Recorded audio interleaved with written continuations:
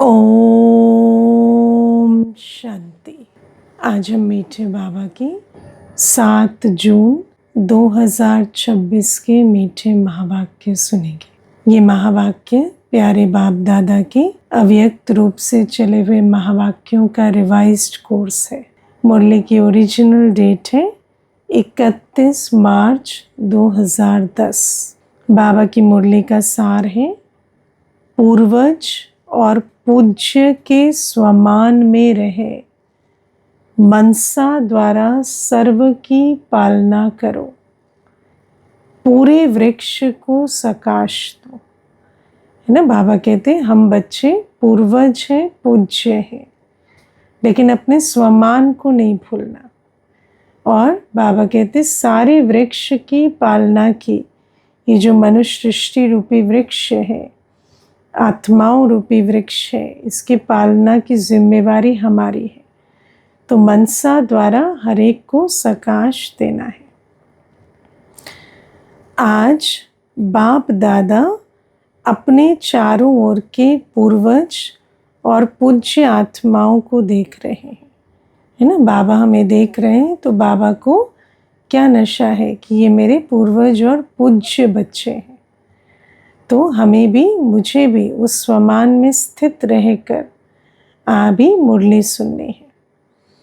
पूर्वज आत्माएं अपने को समझते हो ना, है ना। बाबा तो कह रहे मैं पूर्वज और पूज्य हूँ, पर बाबा पूछते हैं अपने को समझते हो ना पूर्वज।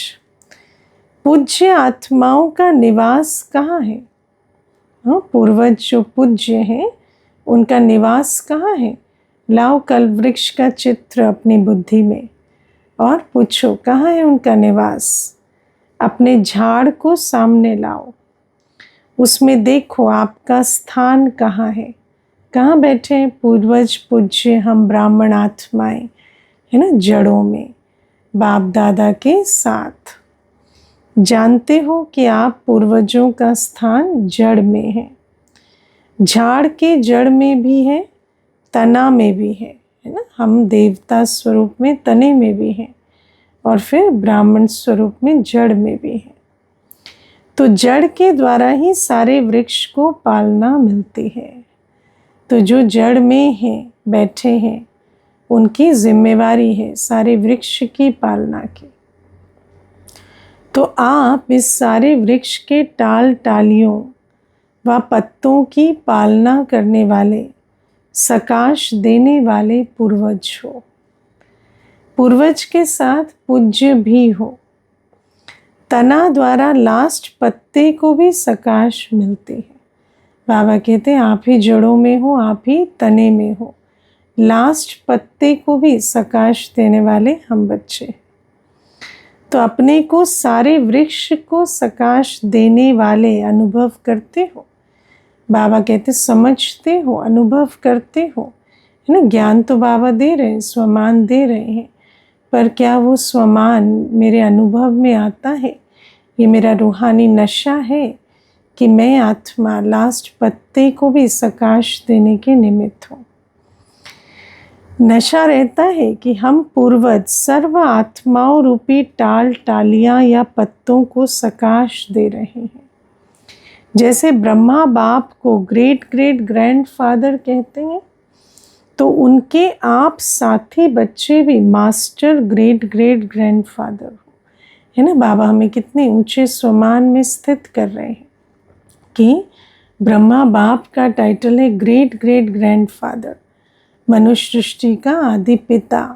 तो बाबा कहते तुम भी आदि पिता के साथ कर्तव्य करने वाले मास्टर ग्रेट ग्रेट ग्रैंडफादर हो। सारे वृक्ष के आत्माओं की आप पूर्वज आत्माओं की तरफ आकर्षण है ना। सारे वृक्ष की आत्माएं किसे पुकार रही हैं? है ना, कोई फरिश्तों को पुकार रहे हैं, कोई देवताओं को पुकार रहे हैं, तो किसे पुकार रहे हैं? बाबा कहते तुम्हें उनकी पुकार सुनाई देती है। आप पूर्वज आत्माएं उन्हों की पालना शक्तियों द्वारा करते हो, है ना। बाबा कहते जिस्मानी पालना करने वाले तो बहुत हैं, पर बाबा कहते हमारे पास ऐसा क्या है, बाबा ने हमारी ऐसी क्या झोली भरी है जो हम सर्व आत्माओं की पालना करने के निमित्त हैं। बाबा कहते हैं बाबा से सर्व शक्तियाँ हम बच्चों को ही मिली हैं। जैसे आप सभी पूर्वज आत्माओं की पालना बाप ने की, तो बाप ने कैसे की? शक्तियों द्वारा, है ना। तो जो बाप से हम बच्चों को खजाना मिला, अब उस खजाने से हमें अपने हम जिन्स की पालना करनी है। जैसे वैसे आप भी पूर्वज के नाते से शक्तियों द्वारा उन्हों की पालना करने वाले हो। कौन सी पालना करनी? शक्तियों के द्वारा पालना करनी है। आजकल देखते हो कि सभी आत्माएं दुखी हैं, पुकार रही हैं अपने अपने देवी देवताओं को, आओ हमारी रक्षा करो, हमें शांति दो, हमें शक्ति दो। तो वो किसे पुकार रहे हैं? बाबा कहते कौन है वो देवी देवताएं जिनकी ओर उनको इतनी कशिश होती है? वो तुम हो। तो बाबा कहते तुम पुकार सुनो, तुम उपकार करो। जैसे बाबा ने हम पर उपकार किया, सर्वशक्तियों से हमारी पालना की, ऐसे मुझे भी सर्वशक्ति स्वरूप बन आत्माओं की पालना करनी है। तो बाबा कहते ओ क्षमा के सागर पूर्वज हमें पालना दो, ऐसे पुकार के बोल वो सभी बोल रहे हैं। तो यह आवाज़ आप पूर्वज आत्माओं के कानों में सुनाई दे रहा है। हाँ, बाबा कहते हैं देखो मुझे तो सुनाई देती है भक्तों की पुकार, क्या तुम्हें सुनाई नहीं देती? अनुभव करते हो कि हम ही पूर्वज हैं? हाँ, या पीछे देखते हो पता नहीं किसे पुकार रहे, नहीं, है ना। जिम्मेवारी का अनुभव होता है। सारे वृक्ष में देखो, जो अन्य धर्म वाली आत्माएं भी हैं, वो वृक्ष में टाल टालियाँ होने के कारण वह भी आपको उसी नज़र से देखते हैं। बाबा कहते सब धर्म की आत्माएं चाहे किसी भी नाम रूप से पुकार रहे हैं, वो तुम्हें ही पुकार रहे हैं। उन्हों के भी पूर्वज आप ही हो। कोई भी धर्म वाली आत्माओं से आप जब मिलते हैं तो समझते हैं कि ये अपने हैं या देह भान में रहते हैं, देह के धर्मों के भान में रहते हैं, मेरे तेरे के भान में तो नहीं रहते। समझते हो कोई भी धर्म की आत्मा है, उसके भी जिम्मेवार आप ही हो। अपनेपन का अनुभव उन आत्माओं को भी हो रहा है और होना है ना। जब मेरे अंदर ये स्मृति रहेगी कि ये मेरे अपने हैं, ये ईश्वरीय परिवार है, बाबा से जो पालना मुझे मिले, मुझे इस आत्मा की भी करनी है, तो फिर उनको भी वो आकर्षण, वो अपनेपन का अनुभव हमारे द्वारा ज़रूर होने लगेगा। तो इतना नशा, इतना अंदर से आप लोगों के पास रहम आता है ना। रहम की वृत्ति, जिस रहम की वृत्ति के कारण बाबा परमधाम से आते हैं। क्यों आते हैं? रहम दिल बाबा है ना। तो बच्चे जो दुर्गति को पा गए, उनकी सद्गति करने रहम दिल बाबा आते हैं। बाबा कहते तुम्हें इतना रहम आता है दुखी अशांत आत्माओं पर, वह चिल्ला रहे हैं रहम करो। तो अभी समय अनुसार आप सभी पूर्वज आत्माओं को मनसा द्वारा शक्तियों की पालना करनी है। बाबा कहते हैं जो पुकार रहे हैं उनकी पालना हमें करनी है। और ख़ास क्या पालना करनी है? मनसा द्वारा शक्तियों की पालना। ज्ञान की पालना वाणी के द्वारा की जाती है, गुणों की पालना कर्मों में संबंध संपर्क से की जाती है, लेकिन शक्तियों की पालना करनी है मनसा के द्वारा। उन्हों को आवश्यकता है ना, सभी शक्तिहीन है। तो जितना आप अपने पूर्वज के नशे में रहेंगे, उतना ही आप द्वारा उन्हों की पालना होगी। बाबा कहते हैं हम हैं मास्टर सर्वशक्तिवान, लेकिन जब मैं आत्मा इस नशे में रहूं कि मैं पूर्वज आत्मा हूँ, मुझे पालना करनी है, तो मेरे द्वारा उनको सर्वशक्तियों का दान मिलेगा। वैसे भी देखो किसी की भी पालना लौकिक में भी बड़ों से होती है। वह उन्हों के शरीर के खाने पीने, पढ़ाई, जो सोर्स ऑफ इनकम है, उनका प्रबंध करते हैं, है ना। उसको कहते हैं जिस्मानी पालना। जिस्मानी पालना भी बड़े ही करते हैं। और बाबा कहते हैं रूहानी पालना भी वही करते हैं जो ये रियलाइज़ करते हैं कि हम बाप द्वारा पालना प्राप्त करने वाले इस सृष्टि के बड़े हैं। तो बाबा कहते, तो जैसे बाप ने आप सभी बच्चों की भिन्न भिन्न शक्तियों से पालना की है, वैसे अभी आपका कार्य है सारे वृक्ष के टाल टालियों और पत्तों की पालना करना। उसके लिए करना क्या होगा? पहले तो अपने मास्टर सर्वशक्तिवान स्वरूप में स्थित हो जाओ और फिर अपने को पूर्वज और पूज्य के नशे में रखो, तो हमारे द्वारा अन्यों को भी वो शक्तियाँ प्राप्त होती रहेंगी। ऐसे उमंग आप पूर्वज आत्माओं को आता है, नशा है, पूज्य भी हो, है ना। बाबा कहते सिर्फ पूर्वज नहीं है, पूज्य भी है। देखो सारे ड्रामा में जितनी आप आत्माओं की कायदे प्रमाण पूजा होती है, बाबा कहते पूजा तो धर्मात्माओं और महात्माओं की भी होती है, लेकिन देवात्माओं की जैसे कायदे प्रमाण पूजा होती है वैसे किसी की भी नहीं होती। उतनी पूजा कोई भी महात्मा धर्म पिता की नहीं होती। आपकी पूजा नियम प्रमाण, आरती होना, भोग लगना, ऐसे किसकी भी नहीं होती है ना। किसी का भी है ना गायन होगा, कीर्तन, पूजन, भोग आदि लगाना, ये सब हम देव आत्माओं का ही होता है। गायन देखो आपका कायदे प्रमाण कीर्तन होता है, हाँ, किसी का भी ऐसे गायन नहीं होता। तो आप पूर्वज के साथ पूज्य भी हो। ड्रामा में आप जैसा पूजन और गायन किसी का भी नहीं है। बाप दादा ऐसे आप पूज्य और पूर्वज आत्माओं को देख कितना खुश होते हैं। बाबा कहते हैं ऐसे बच्चे जो पूर्वज और पूज्य हैं उनको देख बाप दादा कितना खुश होते हैं। बाप के दिल से बार बार यह गीत बजता, वहाँ मेरे सर्व वृक्ष के पूर्वज और पूज्य आत्माएं वाह।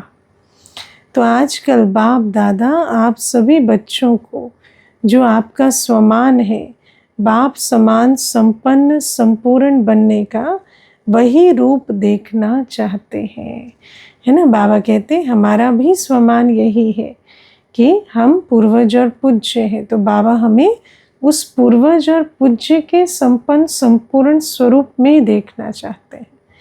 उसके लिए एक बात बच्चों को ध्यान में रखनी है। बाप दादा ने देखा कि सभी बच्चे पुरुषार्थ बहुत अच्छा भी करते हैं, लेकिन सदा शब्द हर एक को अपने पुरुषार्थ में ऐड करना है ना। बाबा कहते संपन्न संपूर्ण स्वरूप में स्थित कब होंगे? जब हर पुरुषार्थ की सब्जेक्ट में सदा ऐड होगा, है ना। सदा ज्ञान स्वरूप, सदा योगी, सदा धारणा मूर्त, सदा सेवाधारी, अटेंशन देना है ना। बाबा कहते सदा क्यों नहीं होता? क्योंकि अटेंशन की कमी है। बाप दादा बच्चों से पूछते हैं कि जैसे बाप दादा आप सभी बच्चों को श्रेष्ठ स्वमानधारी आत्मा के रूप में देखते हैं, वैसे आप अपने को भी ऐसे स्वमानधारी समझते हो, है ना। बाबा कहते तुम अपने आप को किसकी दृष्टि से देखते हो? मैं तो तुम्हें बहुत ऊंची दृष्टि से देखता हूँ, मैं तो तुम्हें श्रेष्ठ स्वमानधारी के रूप में देखता हूँ। बाबा कहते तुम भी अपने को ऐसे देखते हो या पुरानी दुनिया के देहधारियों की दृष्टि से देखकर देह अभिमान में रहते हो? बाप दादा ने देखा कि बच्चे भी चाहते हैं कि हम भी अभी अपने राज्य में चले, है ना। बच्चों को भी आतुर वेला होती है ना, पूछते हैं ना बाबा को कि बाबा कब जाएंगे, सत्युग कब आएगा, अब घर जाना है ना। ये भी गीत मन में गाते रहते हैं, अब घर जाना है, अब रिटर्न जर्नी करनी है ना। पहले तो अज्ञान काल में ऐसे कहते थे उठा लो प्रभु, लेकिन अब दिल से समझ से कहते हैं कि अब मुझे इस दुखधाम से निकल शांति धाम और सुखधाम जाना है। इसके लिए बाप दादा ने पहले भी कहा कि सारा समय अपने को कोई ना कोई सेवा में बिजी रखो, है ना। बाबा कहते जाने से पहले तो पूरी राजधानी स्थापन करनी है, तो बाबा को याद तो कर रहे हैं, लेकिन साथ में जैसे याद का चार्ट रखते हैं ऐसे सारे दिन कोई ना कोई सेवा में भी बिजी रखो स्वयं को, क्योंकि इस सेवा से ही नई दुनिया का निर्माण होगा। बाप दादा ने देखा है सेवा की रुचि सेवा का उमंग उत्साह अभी भी बच्चों में है। अच्छी सेवा के समाचार भी बाप दादा सुनते हैं, लेकिन बाप दादा तीव्र गति में आगे बढ़ने के लिए बच्चों को विशेष अटेंशन दिलाते हैं कि सिर्फ एक वाचा की सेवा नहीं, है ना, सेवा करते हो तो एक ही समय पर 3 सेवाएं इकट्ठी करो। मनसा द्वारा सकाश दो, वाचा द्वारा ज्ञान दो, और कर्मणा अर्थात अपने संबंध द्वारा, संपर्क द्वारा, चेहरे द्वारा ऐसी सेवा करो जो उसका भी प्रभाव साथ साथ सेवा में हो। सुना? तो बाबा एक तो कहते हैं कि सदा शब्द को अंडरलाइन करो, तो निरंतर सेवाधारी बनो। सिर्फ एक प्रकार की सेवा नहीं, जिस समय जो सेवा कर सकते हो करो। दूसरा बाबा कहते एक ही समय पर भी सिर्फ वाचा की सेवा कर रहे हैं तो सिर्फ वाणी सुनाई नहीं, साथ में मनसा सकाश भी दो, साथ में अपने संबंध, संपर्क, चेहरे द्वारा उनको स्नेह की भी अनुभूति कराओ, हिम्मत भी दो, है ना, गुणवान भी बनाओ।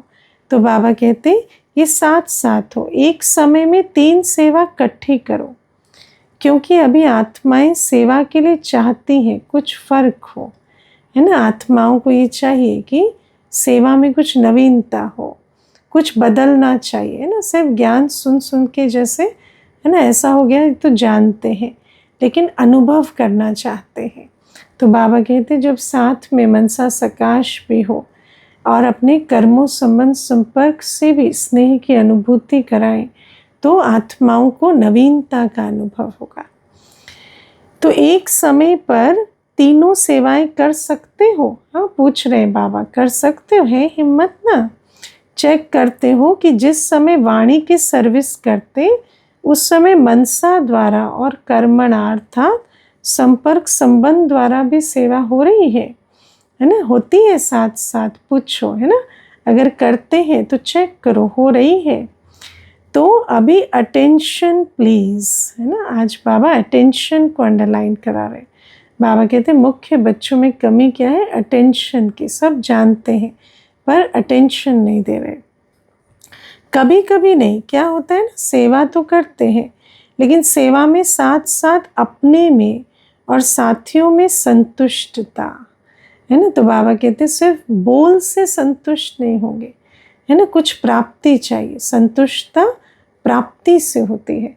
तो जब आत्मा को शक्ति की प्राप्ति हो मनसा से, गुणों की प्राप्ति हो संपर्क से, तब आत्मा में संतुष्टता आएगी।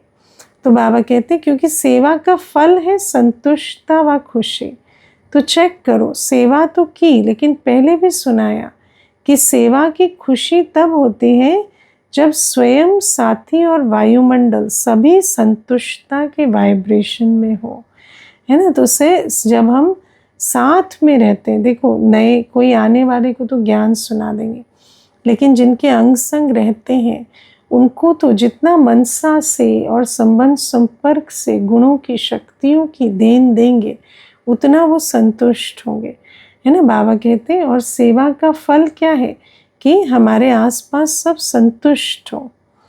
तो बाबा कहते हैं सेवा की सफलता की 3 विशेष बातें सुनाई थी, याद होंगी, है ना। पहला नंबर सेवा अर्थात निमित्त भाव, है ना। तो सेवा के लिए भाव क्या होना चाहिए? निमित्त भाव। कभी भी मैंपन में सेवा नहीं होती, है ना, मैं निमित्त हूँ, इसी भाव से सेवा करना। दूसरा निर्माण भाव, सदैव, है ना, सामने वाले को निर्माणता का अनुभव हो। तीसरा, है ना, किसी को ऐसे हमसे दे अभिमान के वाइब्रेशन ना आए, निर्माण भाव, हर एक को अनुभव हो कि ये आत्मा जो है ये मेरे कल्याण के अर्थ कह रहे हैं। तीसरा निर्मल वाणी, है ना, वाणी में, वाणी हमारे शब्दों का प्रयोग, हमारी वाणी की जो का जो अनुभव है वो मीठेपन का हो, निर्मल वाणी हो। भाव, भावना और स्वभाव, है ना, ये सभी साथ साथ सेवा में हैं तो स्वयं भी संतुष्ट होंगे और साथी भी संतुष्ट, और जिन्हों की सेवा की वो भी आगे बढ़ते जाएंगे, है ना। तो जिनकी सेवा की वो तो चलो, है ना, वो तो वाणी की सेवा भी उनको बहुत है, लेकिन स्वयं संतुष्ट रहे, साथी संतुष्ट रहे, वायुमंडल शक्तिशाली बने, उसके लिए ये 3 निमित्त भाव, निर्माण भावना और निर्मल वाणी, इसका अटेंशन देना पड़े। तो बाबा कहते निमित्त भाव वाले बाप के तरफ संबंध जोड़ेंगे। सुना, जो निमित्त समझकर सेवा करते हैं ना, तो उनके साथी और जिनकी सेवा वो कर रहे हैं उनका भी संबंध बाबा से जुड़ता है। अगर निमित्त भाव नहीं तो बाप के नज़दीक इतने नहीं आएंगे, फिर देहधारी में फंसेंगे, है ना। आप देहधारी ही तो है ना, देहधारी में फंसेंगे तो उसका कल्याण थोड़ी होगा। तो जब भी सेवा करते हो तो ये चेक करो कि भाव, भावना और स्वभाव ठीक रहा, निमित्त भाव रहा, निर्माण की भावना रही, निर्माण भावना, ह्यूमिलिटी की भावना, और स्वभाव जो है वो निर्मल रहा। और आजकल बाप दादा ने देखा कि जो मूल बात है बाप दादा की कि हर एक को और अपने को चाहे कहाँ भी सेवा के लिए जाते हो तो ये चेक करो कि साथी संतुष्ट रहे, है ना। बाबा कहते सिर्फ जिन्हों की सेवा की वो संतुष्ट हुए हैं, नहीं, जिनके साथ सेवा किए, है ना, स्वयं संतुष्ट रहे, साथी संतुष्ट रहे, इसकी चेकिंग करो। क्योंकि सेवा की सफलता है संतुष्टता का फल प्राप्त होना, खुशी प्राप्त होना, है ना। प्रत्यक्ष फल खुशी और संतुष्टता है। अगर वही नहीं मिला तो सेवा सफल नहीं हुई, है ना। फल निकला तो कहेंगे ना सफल हुई।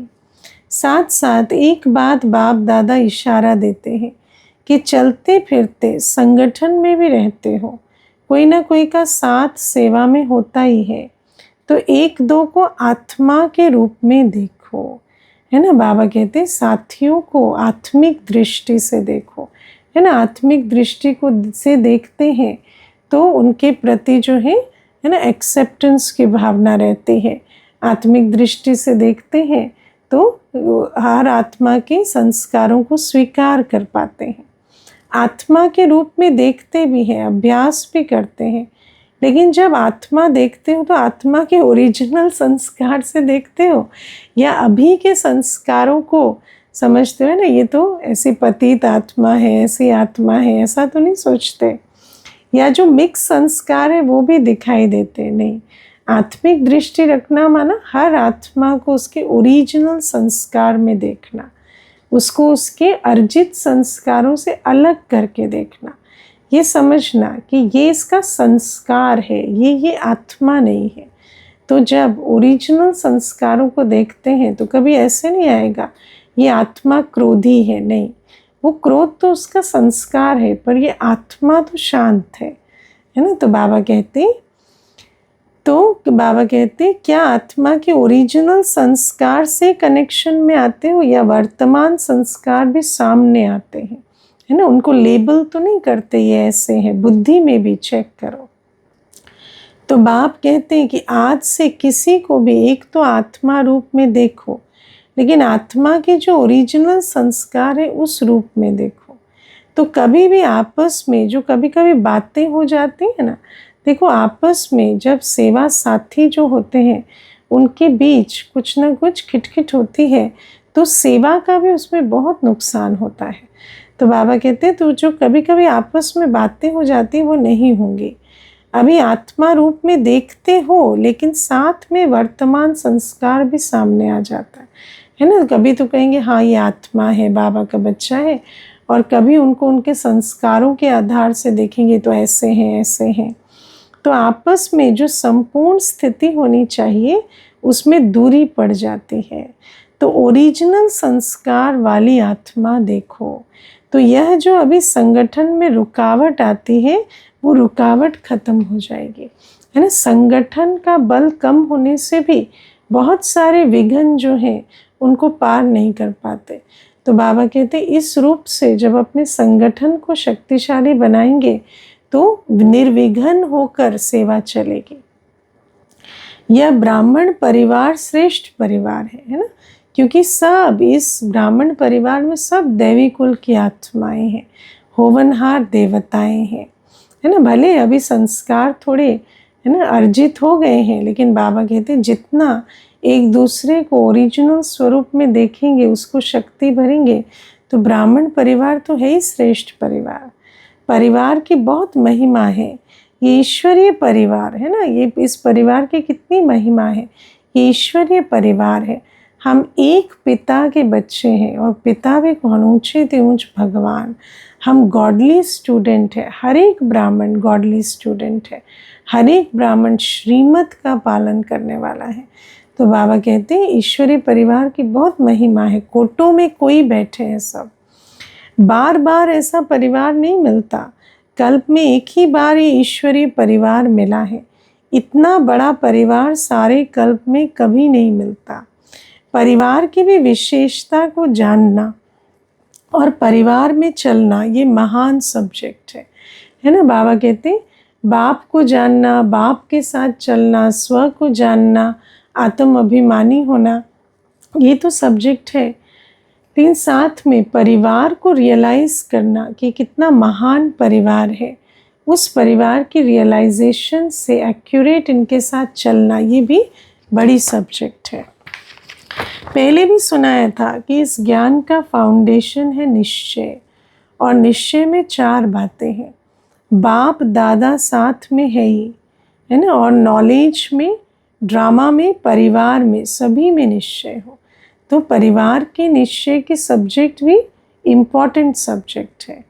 तो निश्चय बुद्धि हो, सहज पुरुषार्थी बन जाते हो, जिनको स्व में, बाप दादा में, है ना, सिर्फ बाबा में नहीं, बाप दादा में, है ना, और ड्रामा में और परिवार में, चारों में निश्चय, वो विजयी बनते हैं।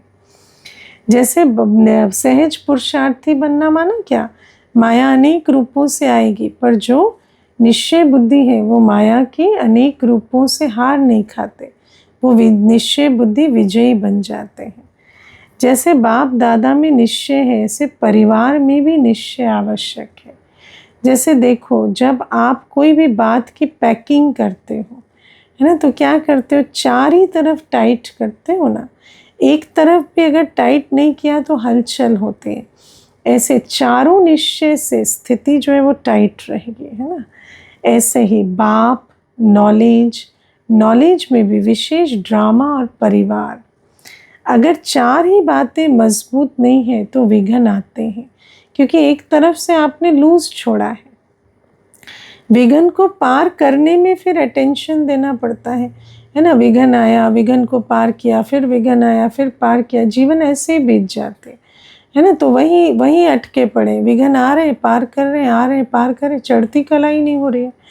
इसलिए परिवार की पहचान, परिवार से प्यार, है ना, परिवार के कर्मों से प्यार नहीं, परिवार की पहचान के आधार से परिवार से प्यार है।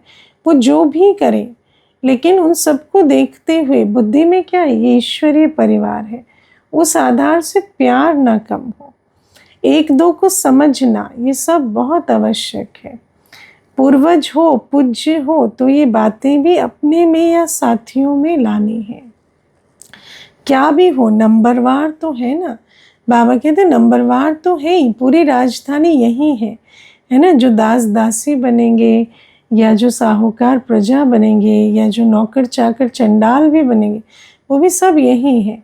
तो नंबरवार तो है, लेकिन ब्राह्मण परिवार का विशेष कार्य है दुआ देना, दुआ लेना, है ना। अभी हमें क्या करना है, कोई कैसा भी, उसे नहीं देखना, मुझे अपने को देखना है, बाबा को देखना है कि बाबा ने मुझे क्या श्रीमत दी है कि मुझे दुआ देना है, दुआ लेनी है।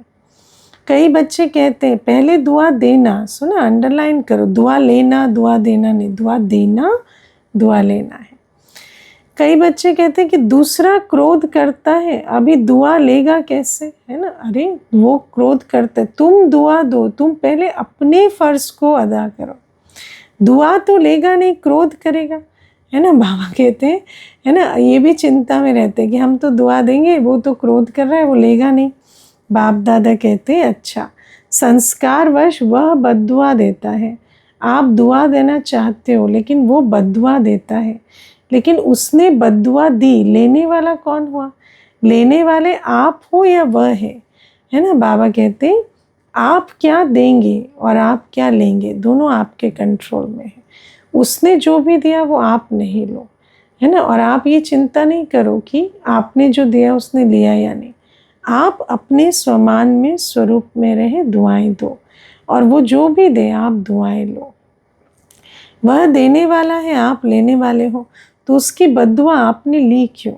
अगर आत्मा की ओरिजिनल संस्कार को से देखो तो आपको रहम आएगा, है ना, रहम आएगा। आप वो जब क्रोध कर रहा है, बद्दुआ दे रहा है, तो उसकी बद्दुआ लेने के बजाय अपने अंदर रहम इमर्ज करो कि ओरिजिनल आत्मा इतनी प्योर है और देखो आज क्या हाल हो गया है। स्वयं भी सेफ रहो, बद्दुआ लो नहीं, लेने वाले आप हो ना, ना दो न लो। सुना, तो कोई कुछ भी दे, आप दुआएं लो। बाप दादा आज सभी बच्चों को होमवर्क देते हैं कि कभी भी किसी को आत्मा रूप में देखो, है ना, वर्तमान संस्कार के रूप में नहीं देखो, अलग करो, है ना। जो आज वो कर रहे हैं वो उनका संस्कार है, वो नहीं है। वो कौन है, उसे ज्ञान की दृष्टि से देखो। आत्मा कहाँ, तो उस आत्मा के जो निजी संस्कार है, उस निजी संस्कार के रूप में संबंध में भी आओ और दृष्टि में भी उसी दृष्टि से देखो, है ना। बुद्धि में भी यही रहो, दृष्टि में भी चमकता सितारा देखो। तो यह जो विघ्न पड़ते हैं, है ना, विघ्न क्यों पड़ते? अपना संगठन कमज़ोर होने से विघ्न पड़ते। जितना अपना संगठन कमज़ोर होगा उतना बाहर की परिस्थितियाँ या पेपर जो है वो या विघ्न है वो पावरफुल हो जाएंगे।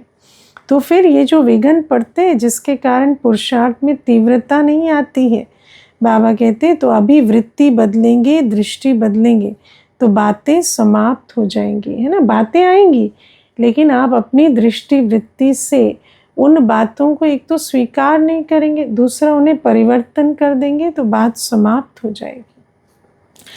किसी की क्या भी बातें देखते हो, बाप दादा ने पहले भी कहा है, तो सदा आप ब्राह्मण परिवार का एक एक का फर्ज है शुभ भावना शुभ कामना देना और शुभ भावना शुभ कामना लेना, है ना। वो कुछ भी दे, आप शुभ भावना शुभ कामना लो और आप शुभ भावना शुभ कामना दो। उस संस्कार से देखो और चलो। एक और भी बात बताते, पहले भी बताया है, तो कहाँ कहाँ संगठन में कभी कभी पर दर्शन, पर चिंतन और पर मत के तरफ आकर्षित हो जाते, है ना। श्रीमत बाबा हमें रोज मुरली सुनाता है, पर देहधारी की बात सुनते हैं, बाबा की नहीं सुनते, है ना। आत्माओं के पर चिंतन पर दर्शन में फंस जाते हैं। अभी इन 3 पर को काट दो, है ना, पर काटो। बाबा कहते हैं ये पर जो है ना, ये तुम्हें कैसा बना रहे, ये उड़ने नहीं दे रहे। एक पर रखो, वो पर है पर उपकार, है ना। बाबा कहते हैं मुझे किसी को नहीं देखना, किसी का चिंतन नहीं करना, मुझे हर एक का उपकार करना है। वो कौन है, कैसा है, उसके बारे में किसने क्या बोला वो नहीं सुनना, मुझे बाबा ने दिया है पर उपकार। उस उपकार पर उपकार करना है, पर उपकारी है, ये स्वमान रखो। ब्राह्मणों का स्वभाव है पर उपकारी, पर दर्शन नहीं, ये पर काट दो, है ना, पर दर्शन काटो।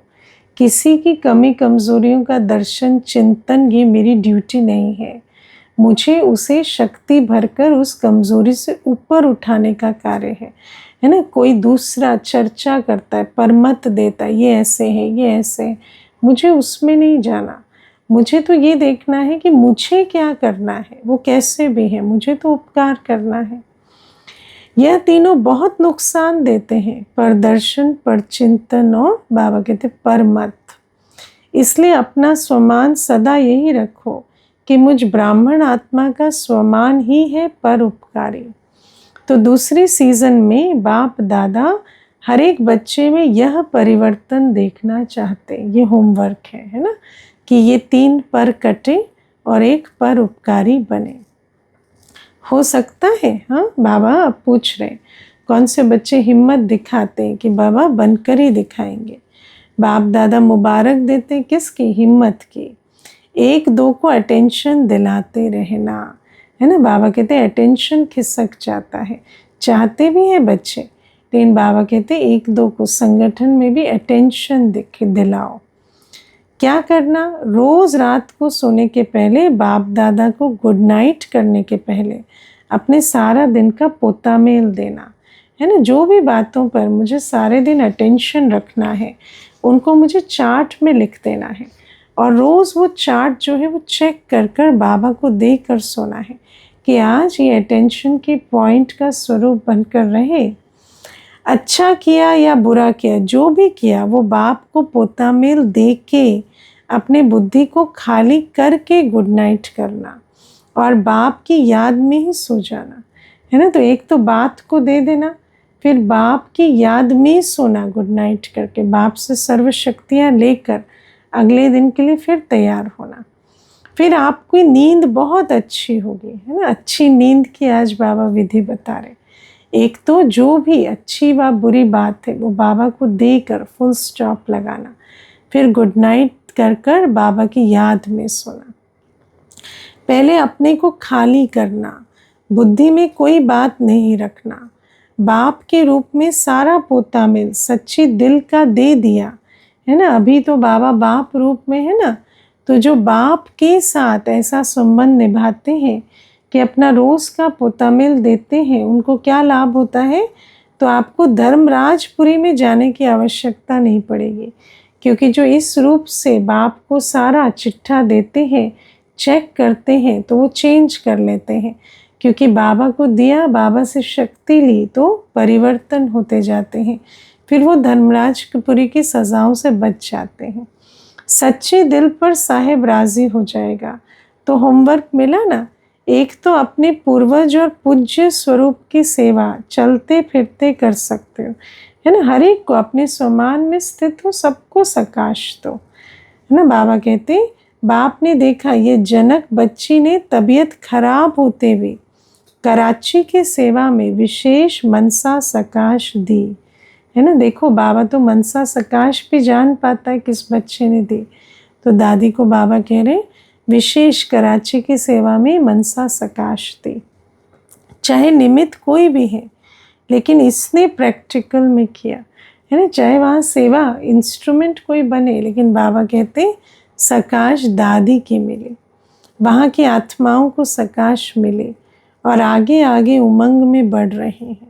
तो ऐसे बाप दादा ने प्रैक्टिकल एग्जाम्पल देखा। तो आप सभी भी कर सकते हो, है ना। दादी कर सकते हैं तो बाबा की पालना में हम भी कर सकते हैं। दुखी को, चिल्लाने वाले को खुशी की लहर पहुंचा सकते हो सिर्फ मनसा सकाश से। लेकिन पहले स्वमान में स्थित हो कि मैं पूर्वज और पूज्य आत्मा हूँ। आपके भक्त आपको ही पुकार रहे हैं, हमारी देवी, हमारा देवता कब आके रहम करेंगे। आपको सुनाई नहीं देता, लेकिन बाप को बहुत सुनाई देता है। हर एक इष्ट को पुकार रहे हैं। आप नहीं जानते हो कि हमारे भक्त कौन से हैं, लेकिन भक्त तो जानते हैं ना। देखो कितना वंडरफुल है, आप भक्त को नहीं जानते, लेकिन भक्त आपको पुकार रहे हैं। और बाबा हमें ज्ञान दे रहे कि भक्त पुकार रहे हैं तो उपकार करो बच्चे। वह तो पुकारते हैं, और आप हर ब्राह्मण आत्मा के भक्त हैं, है ना। हर ब्राह्मण के भक्त हैं। बाबा कहते चाहे ढीले हो चाहे होशियार हो, है ना। जैसे आप हैं ऐसे आपके भक्त हैं, लेकिन हैं ज़रूर भक्त आपके भी हैं, क्योंकि जड़ में बैठे हो ना, तो आपका सकाश का पाठ है। तो जो भक्त आपके हैं उनको सकाश आप ही के द्वारा मिलने हैं। तो जिम्मेवारी समझो, वो आपका इंतज़ार कर रहे हैं, हम सबका नहीं, इंडिविजुअल हर एक के भक्त इंतज़ार कर रहे हैं। तो अभी मनसा सेवा को बढ़ाओ, और जितना बिजी रहेंगे ना उतना निर्विघ्न रहेंगे, है ना। जितना बिजी रहेंगे सेवा में और याद में, बाबा से लो और सेवा में बिजी रहो, उतना निर्विघ्न रहेंगे। क्योंकि माया भी देखती है ना, बिजी है तो डोंट डिस्टर्ब का बोर्ड लगा हुआ है तो तंग नहीं करते। कर सकते हो ना, मनसा सेवा करना जानते हो ना, कि नहीं आता मनसा सेवा करना, है ना। अच्छा नियम पूर्वक करते हो कभी कभी, है ना। कभी दिल किया मनसा सेवा, नहीं, मनसा सेवा नियम पूर्वक। मनसा सेवा की बहुत आवश्यकता है। अगर कभी कभी करते हैं तो उसको रेगुलर करो, और अगर थोड़ी करते हैं तो उसको और बढ़ाओ, क्योंकि सारे कल्प का आधार अभी की सेवा का फल है ना। जो इस समय जितना सेवा करेंगे उतना कल्प में, सारे कल्प में उनको प्राप्ति होगी, सेवा का मेवा खाएंगे। चाहे पुजारी बनेंगे, चाहे राज्य अधिकारी बनेंगे, दोनों का आधार अभी की सेवा, अभी की अवस्था, अभी का बोल, अभी का संबंध संपर्क है। बाबा कहते हैं आपके चाहे राज्य में प्रजा बनने वाले हो, राज्य अधिकारी हो, चाहे आपके पुजारी होंगे, सब इस समय जो आप उनकी झोली भरेंगे उसी आधार से बनेंगे। अभी की अवस्था, अभी का बोल, अभी का संबंध संपर्क, अभी की मनसा सकाश, जिससे उस आत्मा को प्राप्ति हुई, उसी के आधार से वो कल हमारे संबंध संपर्क में आएंगे। तो बाबा कहते इसलिए बाप दादा यही चाहते हैं कि जितनी परसेंटेज अभी है उससे बढ़नी चाहिए। वैसे तो बाप दादा पहले से ही कहते हैं करना है तो अभी करो, कभी नहीं, है ना। कब शब्द बाबा पसंद नहीं करते, अभी, अभी करो, अब करो। बाप दादा को कभी के गीत बहुत सुनाते हैं, बाबा कर लेंगे, हो जाएगा, बहुत अच्छे अच्छे करके सुनाते हैं। लेकिन बाप दादा को कभी के गीत अच्छे नहीं लगते, बाबा को वही बच्चे अच्छे लगते जो कहते अभी करेंगे। अभी अभी के गीत अच्छे लगते। तुरंत दान महापुण्य, बाबा कहते अभी करना महापुण्य। तो समझा अभी क्या करना है। अच्छा, बाप दादा सभी चारों ओर के बच्चों को देख खुश भी होते, क्योंकि बाप दादा बच्चों के सिवाय अकेला कुछ नहीं करना चाहते। इसलिए हर रोज़ बच्चों का आह्वान करते रहते हैं, है ना। तीव्र पुरुषार्थी बच्चे, मीठे बच्चे, प्यारे बच्चे, अब चलो, है ना। चलने से पहले तो बहुत काम करना पड़ेगा ना। अच्छा, चारों ओर के बच्चों को बाप दादा देखकर, चाहे सम्मुख बैठे चाहे कहाँ भी बैठे, लेकिन सभी को बाप याद है ना। एक विशेषता तो है कि बाबा दिल में समाया है। और बाप को भी कौन याद है? चारों ओर के बच्चे ही याद है। बाबा के दिल में भी हम ही हैं, क्योंकि बाप हर बच्चों के लिए यही आशा रखते हैं कि हर बच्चा बाप समान बनना ही है। बाप की हर एक बच्चे में जो आशाएं हैं वह जानता है कि नंबरवार है ना। बाबा जानते हैं सब एक जैसे नहीं बनेंगे, लेकिन फिर भी अपने नंबर अनुसार भी संपन्न तो बनना है ना। तो बाबा कहते हैं मेरी हर बच्चे के प्रति आशा है वो संपन्न संपूर्ण बने। चाहे सब एक जैसे नहीं बनेंगे, पर अपने नंबर के हिसाब से तो बनना ही पड़े ना। हर एक के पुरुषार्थ को भी देखते हैं क्या क्या कर रहे हैं। बाप को बहुत प्यार आता है, बच्चे जब मेहनत करते हैं ना तो बहुत प्यार आता है कि मेहनत से छूट जाए। इसीलिए तो बाबा इतनी युक्तियाँ बताते हैं कि बच्चे मेहनत से छूट जाए, सहज योगी, सहज पुरुषार्थी बने, प्यार में खो जाए, है ना। सबसे बड़ा मेहनत से मुक्त होने की विधि क्या है? मोहब्बत। तो बाबा कहते हैं बाबा बच्चे को कहते हैं बच्चे प्यार में खो जाओ। प्यार में मेजॉरिटी पास है, लेकिन बातों में आ जाते हैं तो बाप को भूल जाते हैं।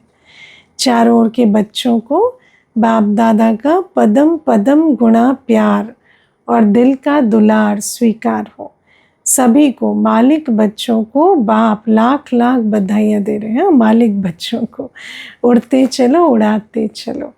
अच्छा, ऐसे मीठे प्यारे बाप दादा को भी हम बच्चों का याद प्यार, गुड मॉर्निंग और नमस्ते। ओम शांति। वरदान है स्वस्थिति द्वारा सर्व परिस्थितियों को पार करने वाले निराकारी अलंकारी भव। बाबा कहते जो अलंकारी है वो कभी दे अहंकारी नहीं बन सकते, क्योंकि जिनको अलंकार नहीं होते ना उन्हीं को देहाभिमान के अलंकार लेने पड़ते हैं। तो बाबा कहते हैं जो निराकार स्वरूप में सर्व गुणों शक्तियों से अलंकृत रहते बाबा से, उनको दे अभिमान का सहारा नहीं लेना पड़ता। निराकारी और अलंकारी रहना यही है मन मना भव मध्याजी भव, है ना। बाबा कहते हैं एक बाबा की याद में रहो, निराकारी स्वरूप में, और सर्व गुण स्वरूप, है ना। अपने आप को याद रखो मैं सत्युगी देवता, सर्व गुण संपन्न हो, उस आधार से सर्व गुणों से सुसज्जित रहो। जब ऐसी स्वस्थिति में सदा स्थित रहते तो सर्व परिस्थितियों को सहज ही पार कर लेते। इससे अनेक पुराने स्वभाव समाप्त हो जाते हैं, है ना। तो पुराने स्वभाव समाप्त करने की, परिस्थितियों से परे जाने की कितनी सहज विधि। सदा अपने सर्व अलंकारी स्वरूप में स्थित रहो।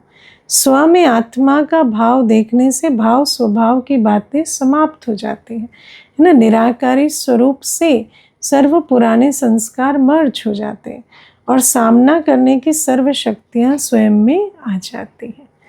स्लोगन है, संकल्प का एक कदम आपका तो सहयोग के 1000 कदम बाप के। लेकिन बाबा कहते पहले कौन सा? पहले संकल्प का पहला कदम आपका, है ना। कौन सा संकल्प? श्रेष्ठ संकल्प, दृढ़ संकल्प, सेवा का संकल्प, ज्ञान स्वरूप होकर जो ज्ञान के आधार से ज्ञान युक्त संकल्प। जब ऐसा संकल्प बच्चे करते हैं, बाबा ने जो संकल्प रचने को कहा वो रचते हैं, हिम्मत दिखाते हैं, तो बाबा फिर 1000 कदम बढ़ाकर मंजिल तक पहुंचा देते। लेकिन जो अपने संकल्पों को ही कमज़ोर कर देते, फिर बाबा की मदद भी उन्हें प्राप्त नहीं हो पाती। ये अव्यक्त इशारे सदा हर्षित रहने के लिए अपनी नेचर को सरल बनाओ, सहनशील बनो। आज के पॉइंट, जो अपनी व दूसरों की बीती को नहीं देखते हैं, सेकंड में फुल स्टॉप लगाते ना, आपने कल ये किया था, वैसे हुआ था, 2 वर्ष पहले ऐसे हुआ था, नहीं, ना अपनी बीती को देखो ना दूसरे की, फुल स्टॉप लगाओ। वह सरल चित्त होते। सरल चित्त होने की कितनी अच्छी विधि बाबा बता रहे। और जो सरल चित्त होते हैं ना, उनके नैनों से, मुख से, चलन से मधुरता व हर्षित मुक्ता प्रत्यक्ष रूप में देखने में आती है। ऐसे सरल चित्त स्थिति वाले दूसरों को भी सरल चित्त बना देते हैं, है ना। जब आप बातों को भुलाएंगे तो वो भी भुलाएंगे। सरल चित्त माना जो बात सुनी, देखी, की वह सार युक्त हो और सार को ही उठाए, है ना। उसमें क्या सीखा वो उठाओ, क्या हुआ उसकी उलझन को भूल जाओ। अच्छा, आज 6:45 से योग रहेगा, 7:30 मुरली का मनन चिंतन करेंगे और 8:20 पर प्यारे बाप दादा को सभी मिलकर बड़े प्यार से भोग स्वीकार कराएंगे। ओम शांति।